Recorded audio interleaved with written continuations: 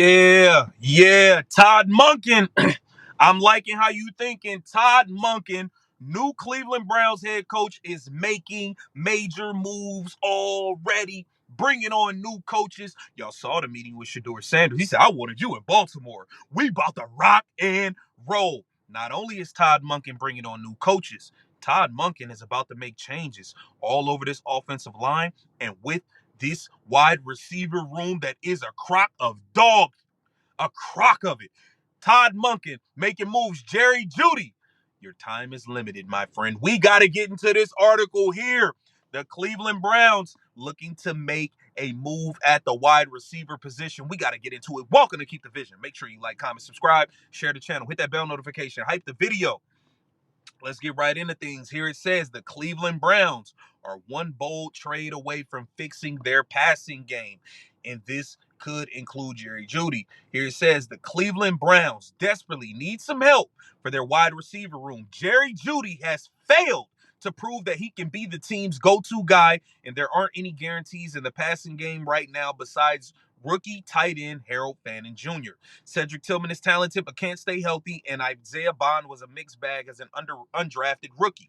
The Browns should probably try to fix their next primary pass catcher in the first round of the 2026 draft. However, general manager Andrew Berry has a long history of trading for struggling slash disgruntled wide receivers. As such, ESPN insider Brian Barnwell believes that given the Browns' cordial relationship with the Jacksonville Jaguars, they could make another deal, this time for embattled wide receiver Brian Thomas Jr. And I'm here to tell you right now, Brian Thomas Jr., sign me up. Big time out of LSU, played with Jaden Daniels and Malik Neighbors, was a first-round pick, had over 1,000 yards as a rookie. Okay? Brian Thomas Jr. is nice. He's like that. I think he's a legit number one wide receiver. Here it says there's no reason for the Jaguars to trade Thomas unless they can land something significant in return. The Browns could justify sending Jacksonville Jaguars first-round pick back to the Jags to acquire a much-needed wideout for their quarterback of the future. Here it says, trading for Brian Thomas Jr. will be the Browns' smartest move in years. Brian Thomas Jr. took the league by storm as a rookie. He was a candidate for Offensive Rookie of the Year, and there was a point when there was a case for him being on the same trajectory as fellow LSU star Malik Neighbors.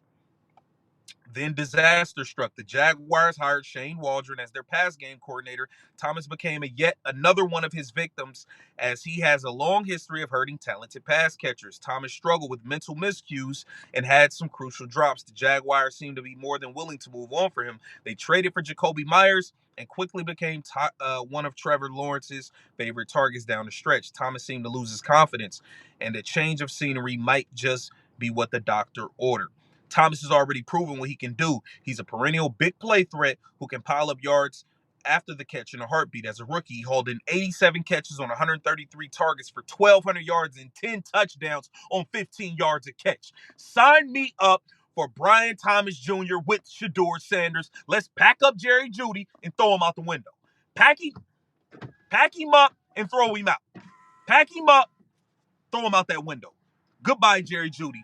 Bring in Brian Thomas. Todd Monken is looking to make moves, y'all. He's looking to make major moves. We got more news to get to. Let's get to it. Right? Yeah, I did. I got more hope in that. Now, I'm still convinced he won't come back, okay? But, with each passing day, and when we don't have the announcement that, oh, he's gone and now he's going to San Francisco or he's going to retire forever because he's so pissed and he's done with it, until we have that, with each passing day, that is a good sign for the Keep Schwartz here crowd. I thought it was interesting, though, that Todd Monken, in this, he says, Todd Monken's letting the front office figure it out with Jim Schwartz. Yeah. At some point, you want him to get involved? I need the mastermind involved here. Yeah, use your mastermind tricks. I need him to go there. No. This is not a mastermind moment. This is a straight-talking Charlie moment. This is a looking a man in the eye and saying, we're the cut of the same jib here. All right? We're men of the same age. It's like a Jedi mind trick. We're football. We're going to do everything mind. I don't... Mega mind? Jedi mind? Truthful mind? I don't know. You just shoot him straight. You know the defense here. You know you've got a job as defensive coordinator for as long as you want. Mm-hmm. come be my defensive coordinator. Yeah, I just feel like with each day, he's gonna you cool down. This is just how people work. With each day, you're just not as angry. You're not as upset. You get over it. Maybe you even start to, like most fans have, start to see some of the vision that maybe the Browns had with hiring Monken, and maybe it starts to make a little bit more sense, and you don't feel as insulted. See, I like this more. I like that people are coming around to this. I like that we're getting this. I don't think it's going to happen. We need to make that abundantly clear. You're on your own island with the "it's going to happen." I don't believe I've said. I've said play hardball if you have to. With each day, I think you get a better chance. If that chance right now for myself is like 15% or 20%, okay? And I'm making up my own numbers because it's all I have to go off of, okay? We talked to JonathanPeterlin.com. We ran the analytics. This is what we got, okay? With each day, it's like a 3% raise up in, okay, maybe we have a chance. I just think this is the easiest potential win, no matter who actually pulls this off. But the easiest potential win here is that Todd Monken and Jim Schwartz get in the same room and decide to work together going forward, because there have been so many people who have been blatantly wrong and being like, we'll find another defensive coordinator. Yes, you have to. It's like, it's kind of how the league works. Yeah. But I, for all the people dismissing what Jim has meant to this defense, I do want to peel their eyes open like Clockwork Orange and make them watch Joe Woods' defense for 3 years. Yeah, you can mess it up easily. And not just mess it up, the lack of player development, the lack of a buy-in from players. Like, you have that here. And I'll say this again. If Jim Schwartz comes back, and it's tough to say this because I don't know what the O-line's going to look like, and I don't know the wide receiver room, and I don't know who's going to start at quarterback. I honestly think this team's going to be significantly more competitive this year. And now, again, I'm giving myself a wide berth here, but the expectation, if you have a solid offseason, should be 7 to 10 wins. Seriously. I mean, you're a 5-win team with no offense. I'm going to say Todd Monken's going to step in and at least be willing to work with the quarterbacks you have, and you get a couple wide receivers, or honestly, if maybe all of a sudden Jeudy sees the light because the offense is going to change a little bit. Maybe he's more comfortable with what he's being asked to do, and you get a number one wide receiver. Or maybe finally we get a Cedric Tillman. It will be part of it, is resurrecting some of these wide receivers that have either been left for dead or had really, really bad seasons last year. And that's where Monken, that's one of his specialties. I mean, we talked about Justin Blackmon, but you can go to Georgia. It's the reason why everyone's bringing up George Pickens right now in free agency. You're not going to get him because the Cowboys aren't going to let him go. They're going to make it work. I'm all but assured of that. Oh, now you're having George Pickens dreams. No, I'm just saying, I think you're talking a lot of, you're talking pretty strong here for January 1st. Soon to be February 1st is what I mean to say. Jerry Jones has already said he's basically going to give the bag to Pickens. Like, it's going to be, I know everything they can fall have a apart. different version of bags. Everything he was can going fall to give apart. Micah a bag, and then Micah said, I'd like a nicer bag. I'd put it back to the Jonathan analytics world. Maybe Jonalytics, like a 3% chance of happening. Pickens to the Browns, 3%. I have to say it that way. Your voice going high? Well, I have to say it that way because I feel like it completely crushes the Jonalytics. Maybe 3% chance of happening. Like, it doesn't do it for basically anybody. Wait, why was there hesitation there? Do you feel like the Browns are going to get Pickens? I would make an offer if he hits the open market. Would I make an offer for him? Yes.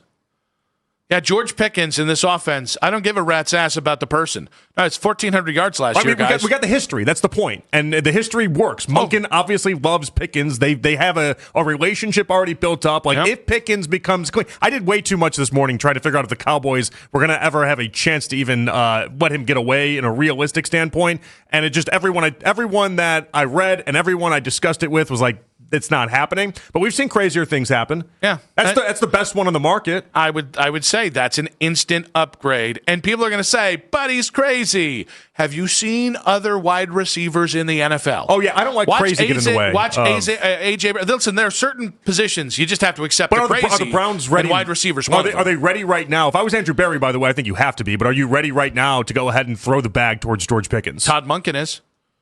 Todd Monken is a no nonsense dude. I guarantee you, if George Pickens' antics flare up in Cleveland, I trust him to. I did not trust Kevin Stefanski to handle these guys because Kevin was, it's a player-led locker room. All right, Todd Monken's size 12 shoe, 12 and a half. I don't know. I'm guessing right now. For Monken? I believe that's going to be up somebody's backside if they pull shenanigans.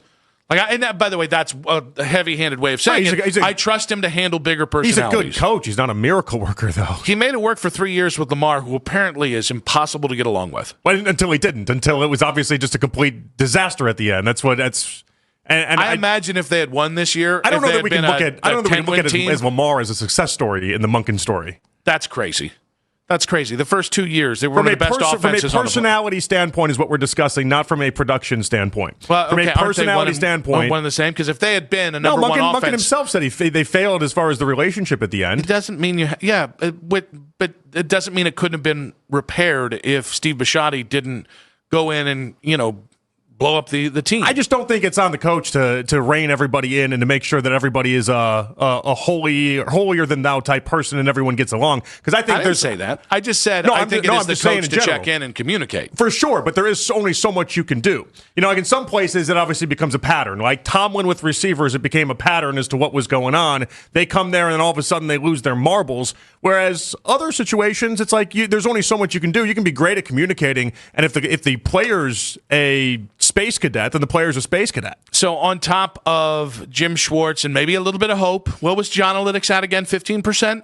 I think we were higher than that. I think we were like 20% or so. Look at that. The John Analytics within and this segment, 3% raised every day is the idea. Look so at every that. day that this goes